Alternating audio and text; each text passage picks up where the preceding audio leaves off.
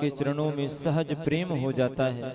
ऐसी पावन दिव्य कथा हम सभी श्रवण कर रहे हैं और आप सभी को सूचना तो मिल ही गई है कि जो विश्राम दिवस की कथा यानी परसों की जो कथा होगी वह प्रातः कालीन में होगी। तो आप लोग प्रातः कालीन में समय निकालिए, तो होता है उसी से जीव का कल्याण हो जाता है। कथा तो भगवान की कल्याणकारी है, जीव का कल्याण करने वाली है, पर संतों की जो वाणी है और उससे जो सत्संग प्राप्त होता है, सदुपदेश प्राप्त होता है, उससे जीवन बदल जाता है अगर हम हृदयंगम करें तो। और जो अपने आश्रम में, आपके आश्रम में जो यह कार्यक्रम है उसमें आप लोग अन्न की व्यवस्था तो करेंगे, धन की व्यवस्था करेंगे, लेकिन देखिए जब यज्ञ होता है तो उसमें बहुत सारी सामग्री लगती है।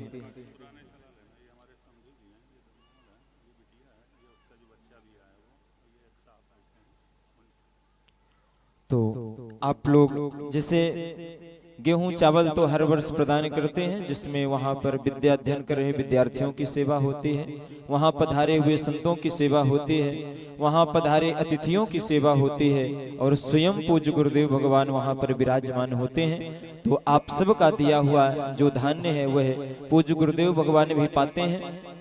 तो इस बार आप लोग जौ भी प्रदान करें, क्योंकि यज्ञ में जौ लगता है, घी लगता है, घी प्रदान करें। आप लोग किसान हैं तो बढ़िया जौ बना करके 1 बोरी 2 बोरी 1 कुंटल 2 कुंटल, वैसे तो जितना बन सके, क्योंकि गौ माता भी हैं तो उनकी सेवा में भी लगता है, पर विशेष यज्ञ के लिए आप लोग व्यवस्था करें। जिनके यहाँ गाय हैं तो आप लोग व्यवस्था करें कि जितना आज से लेकर के और 21 मई तक में घी की व्यवस्था हो सके, बढ़िया शुद्ध पवित्र वह यज्ञ की सेवा में लगे।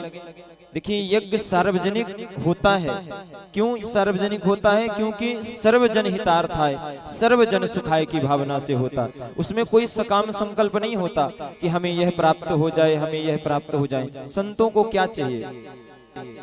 दूसरों के कल्याण करने के लिए ही तो संतों ने अवतार धारण किया है।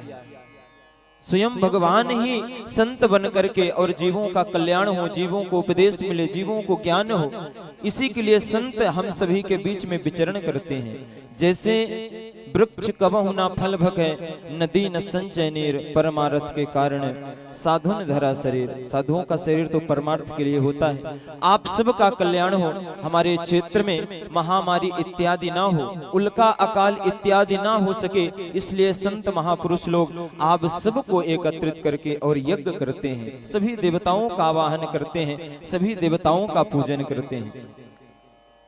देखिए आप लोगों को लगता होगा कि हमें देवताओं के माध्यम से कोई कष्ट नहीं मिलता, तो दैवो दुर्बल घात का, दुर्बल के ऊपर देवता भी क्षति पहुंचाते हैं। अगर ऐसा नहीं होता तो भगवान श्री कृष्ण ने जब गिरिराज भगवान का पूजन करवाया तो इंद्र ने कितनी बारिश करी, भयंकर बारिश करी। तो इन सब का अधिकार है हम पर। ये जो पृथ्वी है ये देवराज इंद्र की है। कहीं ना कहीं से हर देवता का उपकार, हर देवता की कुछ ना कुछ वस्तु भगवान सूर्य नित्य उदित होकर के हमें प्रकाश देते हैं, लेकिन हम लोग उनके लिए क्या करते हैं? केवल अपने परिवार के भरण पोषण में लगे रहते हैं, भगवान के लिए, देवताओं के लिए कुछ नहीं करते। इसलिए संत लोग पहुंच करके और आप लोगों से थोड़ा थोड़ा धन एकत्रित करके और संतों की सेवा करवाते हैं, ठाकुर जी की सेवा करवाते हैं। जो 33 कोटि देवी देवताओं के अधिष्ठात्री हैं, जिनको यज्ञेश्वरी सुरभि गौ माता उनकी सेवा करते हैं, प्रेरित करते हैं कि आप लोग भी गौ माता की सेवा करिए। आश्रम में गौ सेवा, ब्राह्मण सेवा, संत सेवा, भगवत सेवा सब होती है। अतिथि सेवा, जो कोई आएगा जाति पाति पूछे नहीं कोई, हरि का भजे सो हरि को होई। इसलिए आप सभी पधारें, बिल्कुल समय निकालिए। ऐसा नहीं कि समय नहीं मिलता है, समय निकालिए। जिस प्रकार से हम कथा सुन रहे हैं, कथा सुनने का मतलब यही है कि कुछ ना कुछ बातें हमारे हृदय में उतर जाए। जब भगवान मिथिलापुरी पहुंचे हैं तो सभी जनकपुर की स्त्रियां, बालक, वृद्ध, छोटे छोटे बच्चे, वे भी दौड़ पड़े परमात्मा से मिलने के लिए। तो जब ऐसा यज्ञ अनुष्ठान का कार्य हो, कहीं कथा चल रही हो, कहीं सत्यनारायण की ही कथा हो, भगवान का कीर्तन हो रहा हो, वहां पर बिल्कुल सारे कार्यों को छोड़ करके और दौड़ करके पहुंच जाना चाहिए।